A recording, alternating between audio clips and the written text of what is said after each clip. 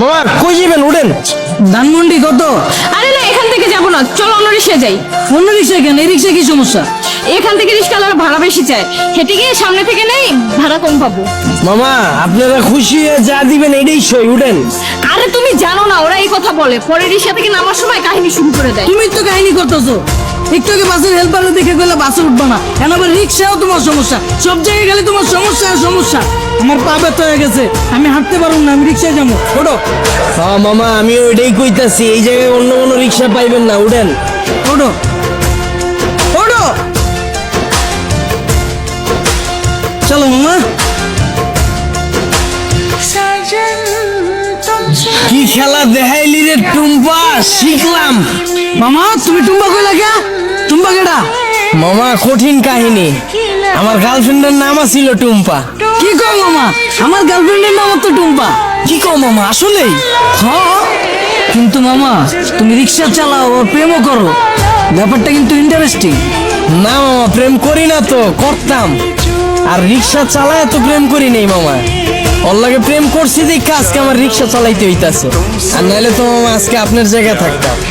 আরে টুম্পা, তোর লাগে প্রেম করে আজকে আমার হাতে হ্যান্ডেল পায়ে প্যাডেল। কি কো মামা? প্রেম করে মানুষ দেবদাস হয়ে যায় শুনছি, কিন্তু প্রেমের লাগে মানুষ রিক্সা চালায় এটা প্রথম শুনলাম।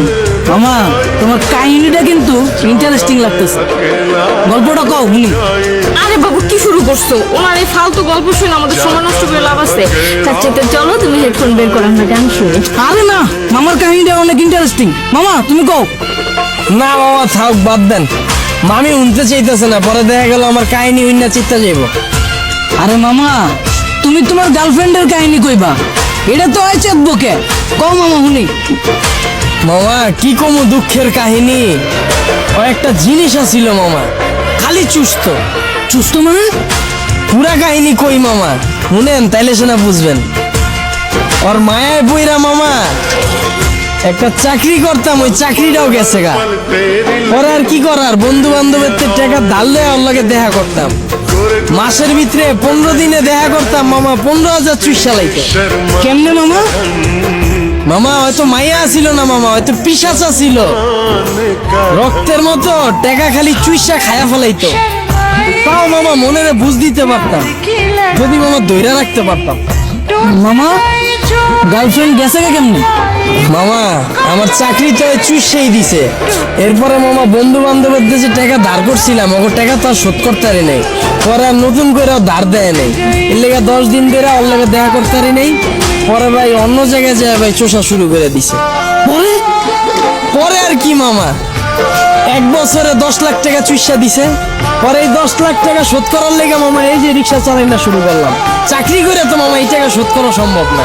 মামা তোমার কপালটা আসলে খারাপ আছিল, কিন্তু মামা আমার কপাল কিন্তু চান কপাল। আমার গার্লফ্রেন্ড আমার অনেক ভালোবাসে। আর মামা আমিও কিন্তু আমার বন্ধুদের থেকে টাকা ধার লয়া পরে লয়া ঘুরি, কিন্তু মামা ভালোবাসার কাছে টাকা পয়সা আসলে তুচ্ছ জিনিস। কি কও জান? মামা আপনার লেগে দোয়া করি মামা, খালি জীবনে একটাই আফসোস, যারে আম খাওয়া শিখাইলাম এখন আর আম খায় না মামা, আপেল খুঁজে। আর 2 দিন পর পর নতুন বয়ফ্রেন্ডে আমার রিক্সায় উঠে। কি কো মামা? তোমার গার্লফ্রেন্ড তোমার চুষা তোমার রিক্সায় উঠে আবার বয়ফ্রেন্ড লয়া? মামা আমি যদি তোমার জায়গায় হইতাম তাইলে দুইটারে দুই গেলে ঠাড়া বইরা দিতাম। কি কো মামা, আসলেই? হ্যাঁ, তুমি দরকার হইলে আমার নাম্বার লয়ে লও, অগরে যখন পাইবা আমার নম্বরে কল দিবা। দরকার হইলে আমি আইসা অগরে থাবড়ে যাবো। কিলো থামাইছো কে? আয়া পড়ছি তো মামা, নামেন। ও আয় বলছো কতদিন? কিরে আমার মালিকা? মামা আপনিই তো কইলেন পাইলেই কানের নিচে বাজায় দিতে।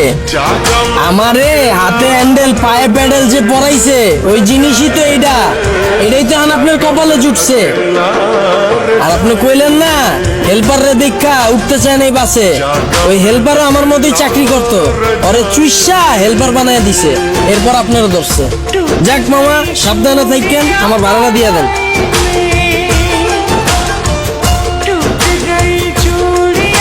আর মামা চুষা শেষ হইলে যদি রিক্সা লাগে আমার জানায়েন মামা, রিক্সা আমার পরিচিত আছে এলাকায়। কি খেলা দেখাইলি রে টুম্পা, শিখলাম।